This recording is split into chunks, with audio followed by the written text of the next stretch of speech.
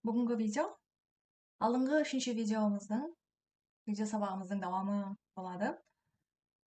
Алдын біздер HTML, CSS, JavaScript жәрдемінде калькулятор жаратуды бастаған едік. Сол проектімізді бүгінгі видеомызда давам етеміз. Міне JavaScript тіліндегі бірінші функциямызды жазып болдық.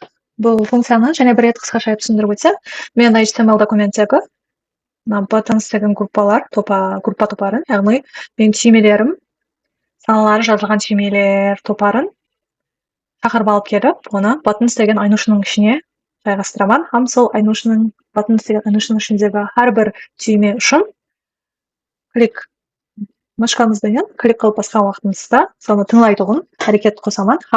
Егер мышкамызбенен басқан уақытымызда біздер консольға түймені тердіңіз деген жазуды шығарып береміз. Бұны қалай тексеріп көрсек болады?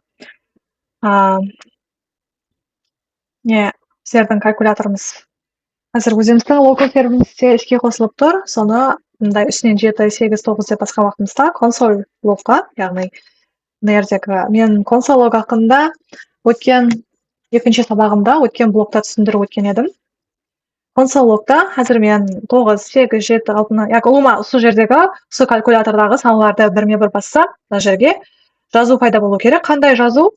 Мына жазу түймені тердіңіз деген. Себебі қазір біздердің осы HTML документімізде әрбір кнопка, әрбір түйменің ішінде мышканың клик деген әрекетін естіп тұратұғын JavaScript функциясы бар. Жетіні бассақ, мерзе пайда болу керек, бірақ пайда болмай жатыр. Демек, біздердің кодымызда қателік бар.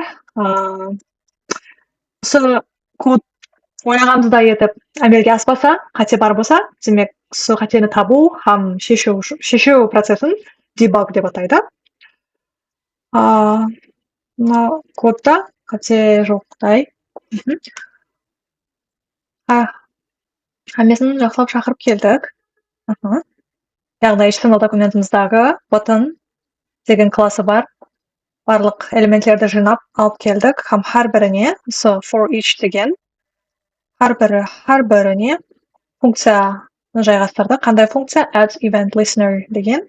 Event listener-ны, яғни клик, әрбір түймені клик қылып мышкамызбенен терген уақытымызда консоль логта түймені тердіңіз деген жазу пайда болу керек. Демек, бұл JavaScript кодымызда қате жоқ деп ойлаймын.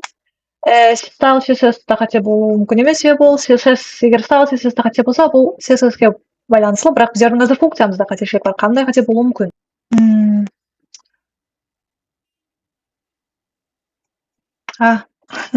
Қатеміз осы жерде.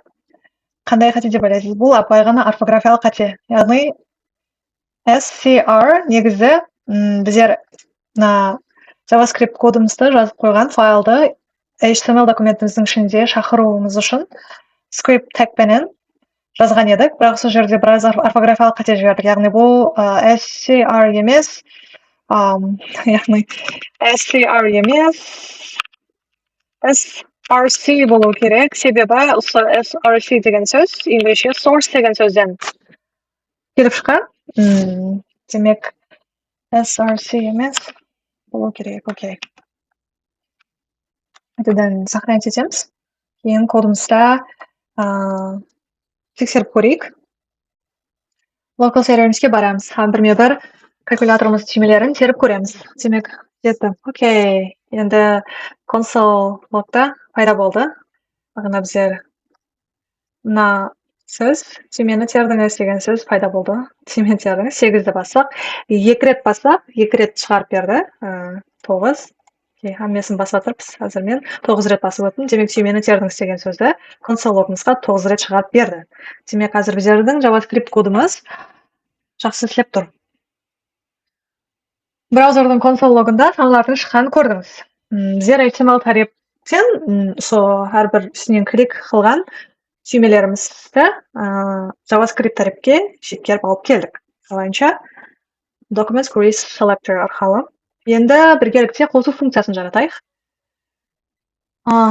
Бірінші пайдаланушы калькулятордың кнопкасын түймесін үстінен клик қылғанда, ол нені басқанын анықтап алуымыз керек болады. Себебі пайдаланушы санды басуы мүмкін, яки бірден қосу алу түймесін басуы мүмкін, көбейтуді басуы мүмкін, яки санды басуы мүмкін.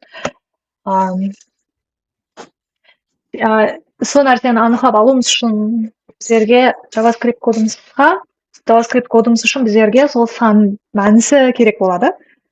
Бірақ қазір біздердің HTML кодымызда әзірше санды жеткеріп, яғни осы мәселен мына кнопканың мәнісі негізі 7 дегенді жеткеріп беретұғын еле бір бөлек мына кодтың бөлегі жоқ, сондай осы функцияны атқаратын бір код жоқ. Яғни class button бұны біздер бір рет пайдаландық. Мына жерде кнопкаларымызды шақырып алу үшін JavaScript кодымызға, кейін style CSS-та пайдаландық, яғни style видео беру үшін. Енді біздерге мында мәнісі керек болады, 7 деген. Мен қазір тек JavaScript, яки біздердің кодымызды ойлап тұр, мен қазір тек кнопкаларды басып тұрман. Ол 7-ні бастым ба, яки 8-ді бастым ба, яки мен қосу белгісін бастым ба, көбейту белгісін бастым ба, яки тең белгісін бастым ба, арқына бара алмай жатыпты. Соның үшін біздер және бір рет атрибут, яғни қасиеті бар сол элементлерде мәнісін беретұғын, әсіресе түймелер үшін. Бұл data деген префикстан басталады, кейін value деп алайық, сонымен 7. Сіздердің кодымызда қазір button деген HTML элементтің ішінде мына 7 бар. Сұрау беруіңіз мүмкін. Сол 7-ның өзі жетпей ме? Неге біздер және мына жерге 7 деп алдық? Бұл 7 көбінесе пайдаланушы үшін көрінетұғын HTML-дің текст бөлегі сақланады. Ал data value деген attribute-тың ішінде жазған 7 болса, бұл JavaScript тарифке тікелей жеткеріп беретұғын бөлегі сақланады. Осы data value attribute бөлекті енді әрбір түйме элементіміздің ішіне қосып жазып шығамыз. Data value бір-екі қанша жолы бар, бірімлеп жазып отыруымыз мүмкін. Яки мен айтып өткен қысқаша жолдан ойлансаңыз болады. Демек, клавиатураңызда alt деген клавишаны басып тұрып, мындай етіп белгілеп алсаңыз, бір уақыттың өзінде бірнеше код қатарларын жаза аласыз. Окей, енді қазір белгілеп алдық, қайсы қатарларға жазуымыз керектілігін, яғни alt түймесін басып тұрып, мышқаңызбенен жазуыңыз керек болған қатарларды сайлап аласыз. Сайлап алып болдық, енді пробелді басып, окей, сол жерге data value окей. Енді біріме бір жазып шықсақ. 8, 9, демек 4.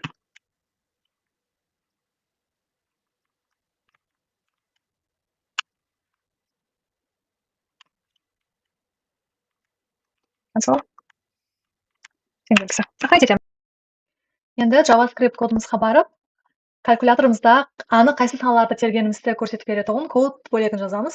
Бір қатардан тұрады. Бірінші біздер мына жерде data value attribute ішіндегі мәністі тақырып алуымыз керек. Number деп алып, кейін әрбір buttonда get attribute. Яғни қазір біздерде әрбір кнопкамызда data value деген мәніс бар. Attribute бар. Сол attribute'ті шақырып аламыз. Оның аты керек, атын білеміз. Data value number. Әрбір кнопкамыздың ішіндегі data value деген attribute'ті шақырып алып, JavaScript кодымызда, оның ішіндегі мәністі number деген айнушының ішіне жайладық. Осы number-ны қазір консоль-логта көрсек, сақай етеміз. Сіз мына түймені тердіңіз деп жазайтында. Сақай ететтік, хам local серверімізге барып, калькуляторымызда басып көрсек. Демек, 7 басса, қазір бізден жерге сіз мына санды тердіңіз 7 деген жазу шығу керек. Окей. Мына сан тердіңіз 8, мына сан тердіңіз 9, мына сан тердіңіз 1, 2, 4, 5, 6 қосу. Енді қосу шықпады. Минус шықты, бөлінген, 0 шықты, тең шықты. Демек, қосуды тексеріп көрейік. Қосуға шәрте жазбаларға келген екенбіз. Окей, енді және бір қосуды басып көрсек, қосу белгісі да шықты. Окей. Bizler калькуляторда тек саналарды термейміз. Арифметикалық белгі, кейін өшіру белгісі, соның тең белгісі бар. Демек, саналар бар, арифметикалық белгілер бар, өшіру белгісі бар, тең белгісі бар. Осы әрбір белгіні айырып көрсетпекші мен қалайынша. Мәселен, пайдаланушы санды терсе, санды тердің деп, қосу алу белгісін терсе, қосу алу белгісін тердің деп, консоль логқа принт қылып шығармақшымыз. Бұның үшін біздер if else-тан пайдалануымыз керек. If else бұл шартлы жағдайды шарт мәнісін жеткеріп беруде қолданылатын код. Дембелмес блокта if else statements, if else шартлы сөздер хақында түсіндіріп өткен едім. Демек, пайдаланушы санды терсе, санды тердіңіз. Басқа арифметикалық белгілерді басса, терсе, сол арифметикалық белгілерді тердіңіз деп айырып алу үшін біздерге осы if else шартлы каплерінен пайдаланамыз. Бірінші, әлбетте, не қылуымыз керек? Бірінші, мен терген, мен таңлаған, мен басқан кнопка, санба яки басқа нәрсе ме деген шартты жазуымыз керек.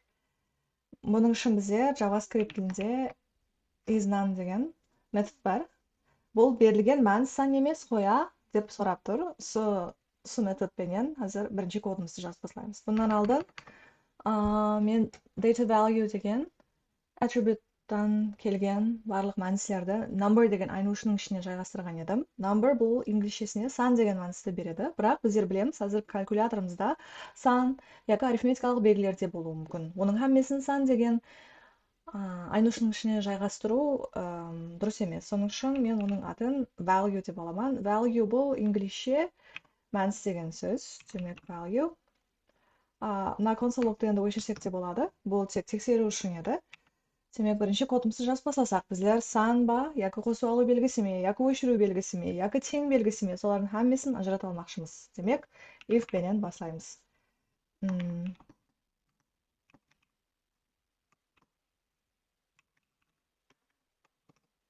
Бірінші if кодымызды, if пенен басанған if шартлы кодымызды жаздық. Яғни, егер біздер қабылдап алған, біздер терген сан, біздер терген мәні сан болса, яғни 1, 2, 3, 4, бірден бастап 9-ға шекемгі аралықтағы қалеген бір сан болса, енді консоль логымызда санды тердің. Сіз санды тердіңіз деп айтпақшымын. Сол жерде қайтадан санды көрсетсек те болады. Сіз санды тердіңіз деп айтып кетпекшімін. Демек, isNone методы негізі сан емеслігін тексереді. Яғни, қандай да бір мәністің сан емеслігін тексерсе, соның алдына біздер бұна үндеу белгісін қойып, мына белгі сан ба деп өзгертсек болады. Бұл хақында, හැмесін, бұл белгілер хақында, if else каплері хақында, шартлы каплер хақында мен дембелмес блокта හැмесін бірме-бір түсіндіріп өткен едім. Егер білмесеңіз, барып көріп оқысаңыз болады. Қосу алу, көбейту, бөлу белгілерін терсек, оларды да бөлек шарт астында сіз қазір арифметикалық белгілерді тердіңіз деп консоль логқа шығаруды қалаймыз. Демек, қазір бұның үшін біздерге және бір рет else if деген шартлы гапымызден пайдаланамыз.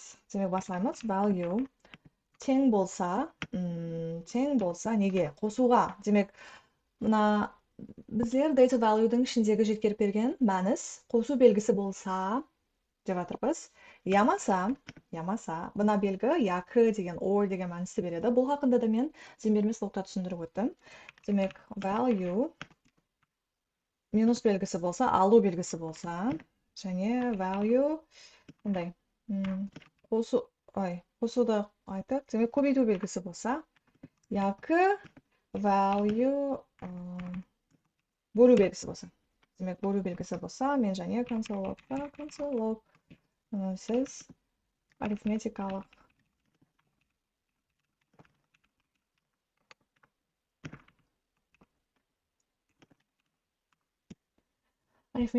белгілерді бастыңыз деп, яки тердіңізбен алайық.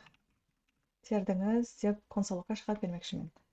және else if менен бастаймыз. Себебі бұл жерде бір-екі белгі қалып кетті. Бұлар value, cancel, яғни өшіру белгісі. Сіз мына белгіні бастыңыз деп айта қояйын console logға.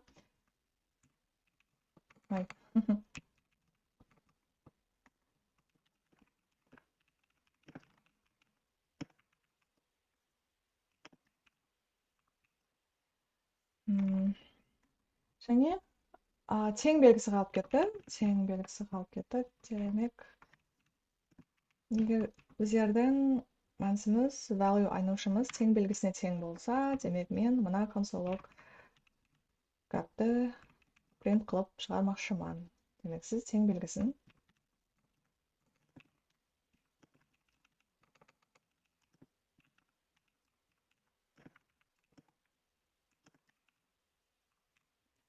сохранить етеміз. Енді азыр бірме-бір тексеріп көруіміз керек. Сіздердің жазған кодыңыз дұрыс болды ма, яки яқпа. Демек, жазған кодымызды тексеріп көреміз. Енді калькуляторымызда санды терсек, санды тердіңіз. Қосу алу, көбейту бөлу белгісін терсек, сіз арифметикалық белгілерді тердіңіз, яки сіз мына белгіні тердіңіз, тең белгісін тердіңіз деген жазу console logда, console logымызда пайда болу керек. Қандай да бір кодты жазып болып, сохранить еткеніңізден кейін оны тексеріп көрмекші болсаңыз, сол өзіңіз жаратып отырған кодыңыз іске қосылып тұрған страницаны және бір рет обновить қылып көрің. Яғни сол веб страницаны тазартасыз. Мына иконканың үстінен бассаңыз, қайтадан тазартып береді. Демек, басып көреміз. Жетіні бассақ, сіз санды тердіңіз. Сіз санды тердіңіз. Сіз санды тердіңіз 2. Окей. Енді JavaScript қайсы санды, нені калькуляторымызда қайсы санды тергенімізді, қайсы белгіні тергенімізді, қайсы түймені басқанымызды, һәм сол түйменің мәнісі қандай екенін біле алады. Сіз мына белгіні бастыңыз.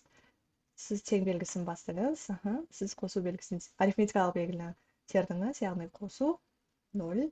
Окей. Код жазуды давам етеміз. Осы функциямызды және де толықтырамыз. Калькуляторда істеп көрген адам біледі, біздер әрдайым бір қаналы санды қоспаймыз. Бұл дегені, біздер калькуляторда екі қаналы санды, үш қаналы санға қосуымыз мүмкін. Мәселен, меніңше үш қана мәселе. Бір қаналы, екі қаналы, үш қаналы саналар қандай екенін, не екенін мектеп уақытыңызда, мектеп дәуіріңізде математика сабағында үйренген болсаңыз керек. 23 бұл екі қаналы сан, себебі онлық һәм бірлік саннан барады. 250 үш қаналы сан, жүзлік, онлық, бірліктен барады. Демек, екі сан бар, үш сан бар, яки апайы түсіндіргенде, жалпақ тілмен түсіндіргенде, яки бір қаналы саналар, бір қосылған бір.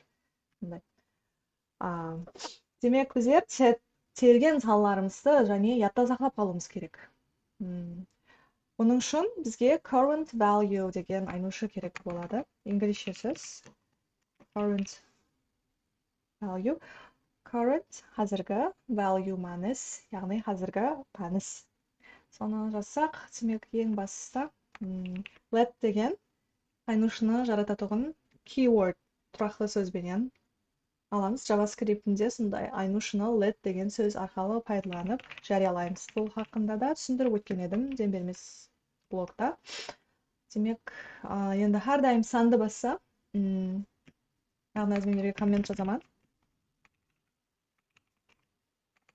Терген түймеңіз сан болса деген. Яғни осы жер, осы код, if осы код бөлігі саналар үстінде сеседі. Егер терген түйме, яғни калькуляторда басқан кнопкаңыз сан болса, біздер сол санды қазір current value деген айнушының ішіне жайлаймыз. Current value, яғни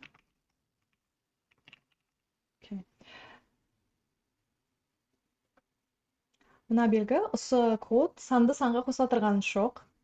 Санды санға қосыла тұрған жоқ. Керісінше, біздер терген саналарымызды алдыңғы терген санның ізіне тіркеп жатырмыз. Мәселен, мен 2025 деген санды термекшімен.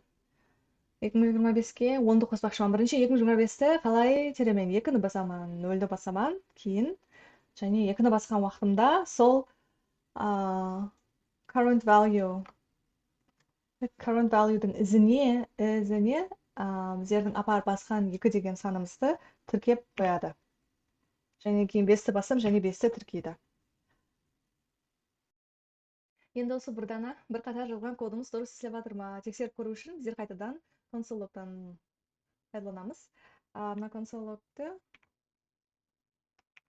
мына жерге жазсақ, мәселен, қазір мен қиып алып, астындағы қатарға жібердім. Демек, сіз санды тердіңіз деген жерге мен енді current value деп, осы таза айнушымыздың мәнісін тексеріп көрмекшімен. Дұрыс істеп жатырғаным. Яғни, мен қазір мәселен санды ізбез бассам, сол санның хаммесін current value'дің ішіне жиналып тұру керек. Тексеріп көру үшін біздер және кодымыз, яғни local серверімізде іске қосылып тұрған кішкене қосымшамызға жол аламыз. Сол жерде тексеріп көреміз. Демек, мен қазір 7 санын бассам, 7 шығады, бірақ кейін және 8 санын бассам, 78 шығу керек. Яки 2-ні бассам, бірінші 2, кейін 0-ді бассам, 20 саны шығу керек. Көреміз?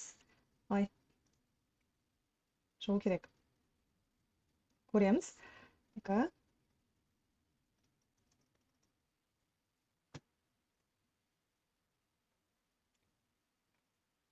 Бірінші веб-страницамызды обновить етіп аламыз. 2-ні бастым, кейін 0-ді. Демек, 0-ді басқа уақытында 20 саны пайда болды. Қайтадан 2-ні бассам, кейін 5-ті бассам, 2025. Демек, кодымыз жақсы істеп тұрыпты.